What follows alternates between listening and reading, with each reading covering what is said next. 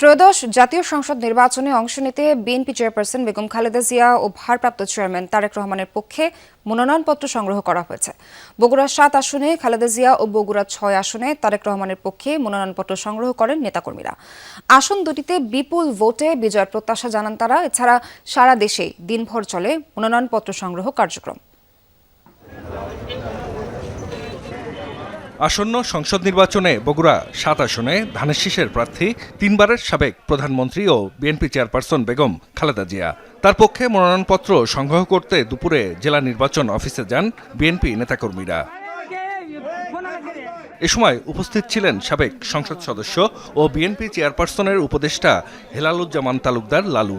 মনোনয়নপত্র সংগ্রহ শেষে নেতাকর্মীরা বলেন, বেগম খালেদা জিয়াকে ভোট দিতে অধীর আগ্রহে অপেক্ষা করছেন নির্বাচনী এলাকার মানুষ। দ্রুত তার সুস্থতা কামনা করেন নেতাকর্মীরা।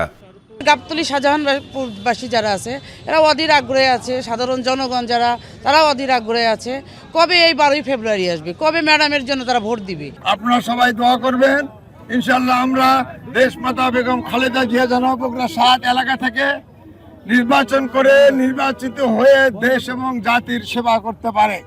এর আগে বিএনপির ভারপ্রাপ্ত চেয়ারম্যান তারেক রহমানের পক্ষে বগুড়া ৬ আসনে মনোনয়নপত্র সংগ্রহ করেন জেলা বিএনপি সভাপতি সহ নেতাকর্মীরা। এ সময় তারা বলেন, তারেক রহমান আসনটিতে প্রার্থী হয় নেতাকর্মীদের পাশাপাশি সাধারণ মানুষও উচ্ছ্বসিত। রেকর্ড সংখ্যক ভোট পেয়ে বিএনপির ভারপ্রাপ্ত চেয়ারম্যান বিজয়ী হবেন বলে আশাবাদ জানান তারা। আমাদের সেই মহান নেতা বিএনপির ভারপ্রাপ্ত চেয়ারম্যান জনাব তারেক রহমানের আজকে বগুড়া সদর থেকে আমরা তার মনোনয়নপত্র তুলেছি।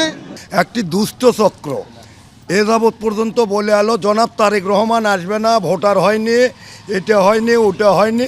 আজকে তারেক রহমান 25 তারিখে বীরের বেশে ঠিকই আসবে। 4.5 লাখের মতো ভোটার তারা সর্বোচ্চ ভোট দিয়ে আমাদের বগুড়ার প্রিয় সন্তান বিএনপির ভারপ্রাপ্ত চেয়ারম্যান জনাব তারেক রহমানকে সর্বোচ্চ ভোটের ব্যবধানে নির্বাচিত করবেন।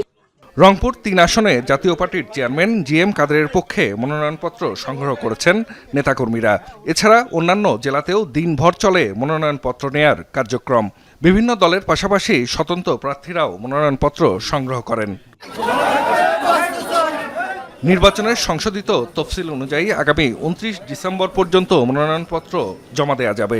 যাচাই বাছাই চলবে 30 ডিসেম্বর থেকে 4 জানুয়ারি পর্যন্ত। 21 জানুয়ারি প্রতীক বরাদ্দ, পরদিন থেকে শুরু হবে প্রচার প্রচারণা। আগামী 12 ফেব্রুয়ারি হবে ভোট গ্রহণ। জাহিদ হাসান, যমুনা নিউজ।